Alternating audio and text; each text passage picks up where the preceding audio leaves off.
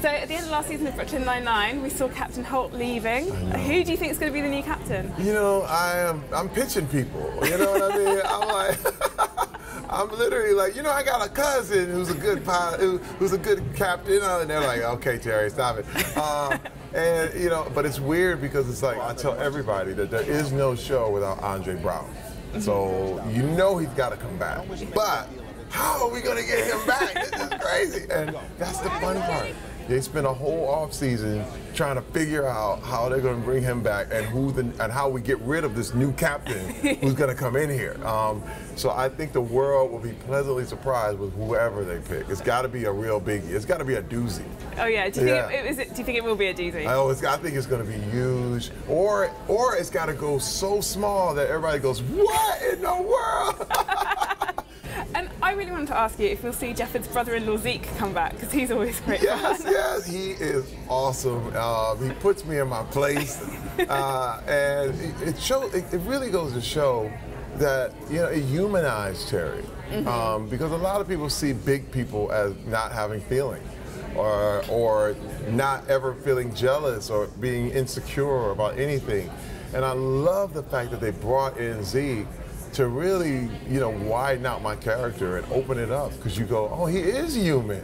You know, he's really sensitive about this, you know, because guys like me, we don't get breaks like that. You know, people tend to feel like, it's no problem. He can run into a wall. It's no big deal.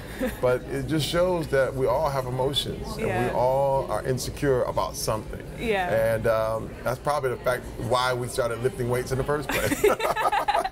That's the truth. Well, Terry is very sensitive as a character. Yes, he is. Yeah. But you know what? I'm very sensitive. Yeah. The reason the name, you know, the character is named Terry is because it is basically me. They went and, you know, kind of went and looked at my personality, and I have to say, more so than any other character I've played, Terry Jeffords is most like me.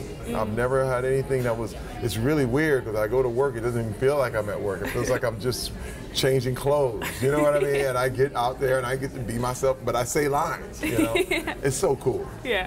And so what are you hoping for Terry next season?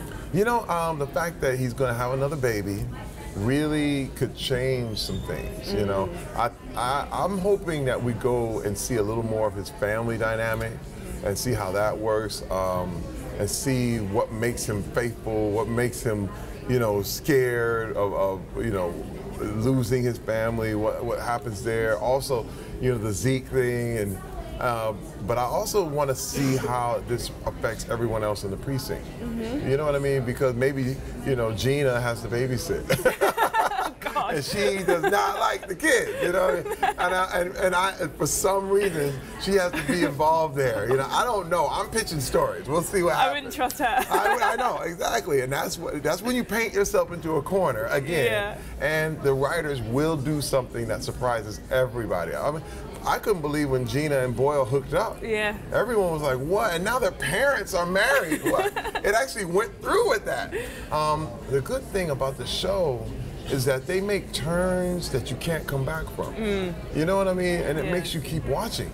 It's not like they're all encapsulated, one episode's just like the next.